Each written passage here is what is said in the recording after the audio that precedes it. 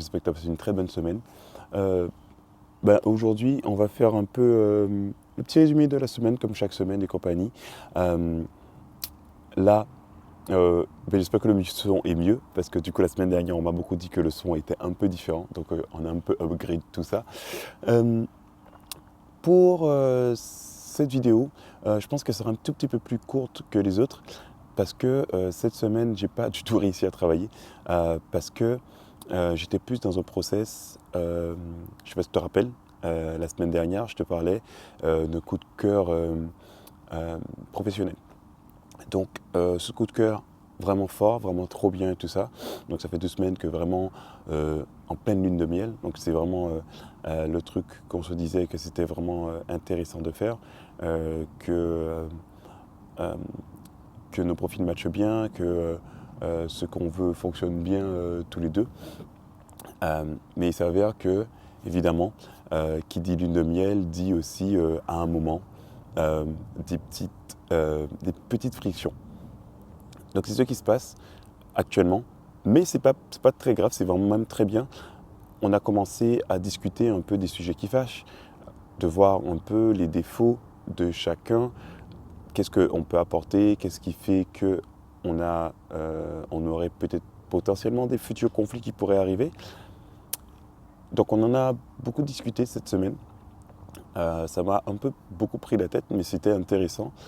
Et ça m'a un peu soulevé une réflexion où je me disais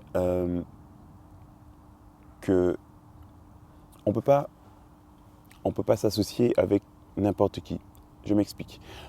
C'est pas parce que des profils matchent sur les compétences, sur les hard skills, que ça veut forcément dire que on va s'entendre et que ça va bien fonctionner.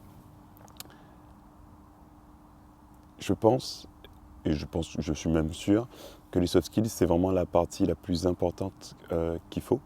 D'où le fait que le projet dans l'éducation est lié vraiment aux soft skills. Mais je me rends compte aussi que pour faire des partenariats qui durent, les soft skills doivent aussi matcher.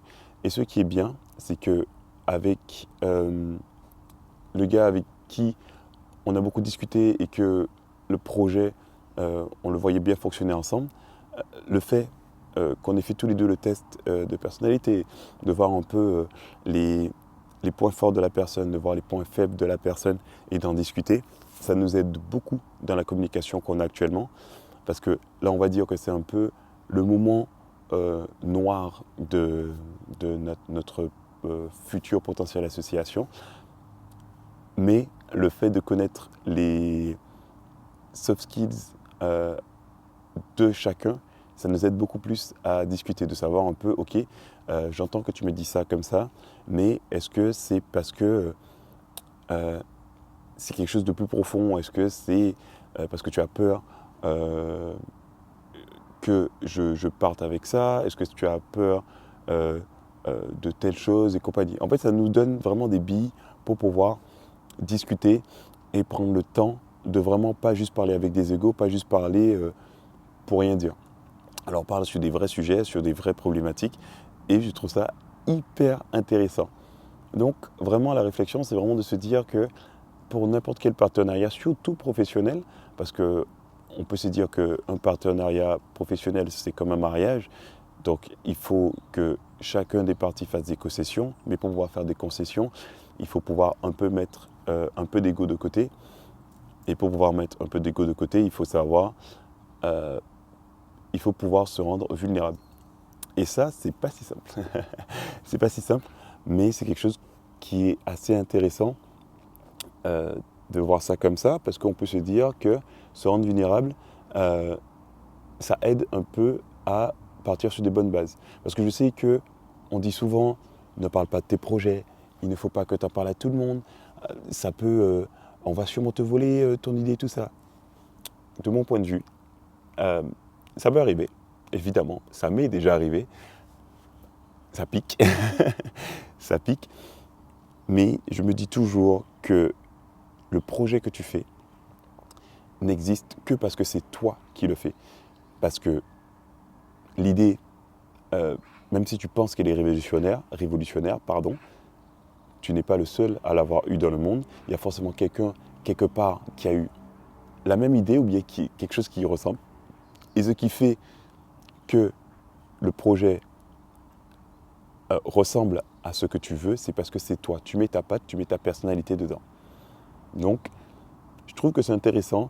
N'hésitez pas à parler de vos projets parce que parler de ces projets, c'est toujours s'ouvrir à d'autres opportunités.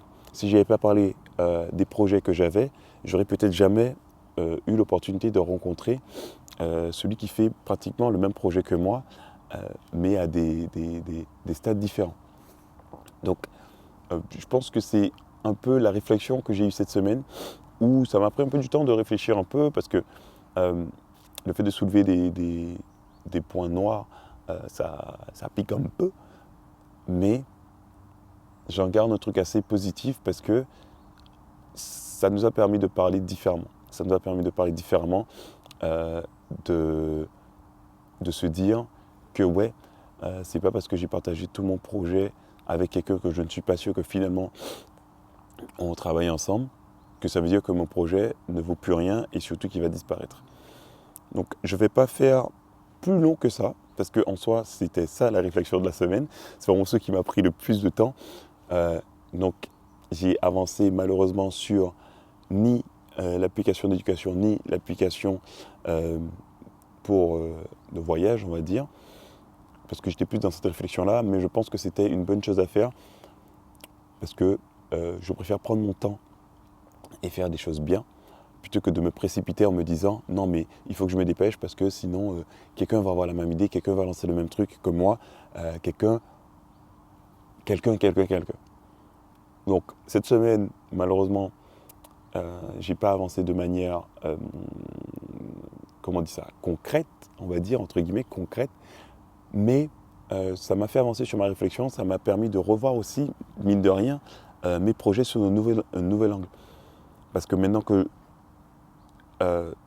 je peux discuter avec des gens beaucoup plus avancés, beaucoup plus déterminés sur certains points, sur chacun des projets, et surtout sans langue de bois, sans faire en sorte de cacher un peu des petits trucs parce qu'on se dit ouais non mais non, on va me voler ça. Ça m'a fait avancer. Donc l'objectif de la semaine prochaine, ça va être de vraiment, là cette fois-ci vraiment travailler parce qu'à un moment il faut, c'est bon là, c'est 2 semaines là, on n'est pas en vacances. Ça va être d'avancer sur les projets. Je pense qu'à partir de la semaine prochaine, je vais te donner les noms des projets, peut-être donner des sites pour que tu puisses regarder par toi-même et suivre vraiment concrètement ce qui se passe.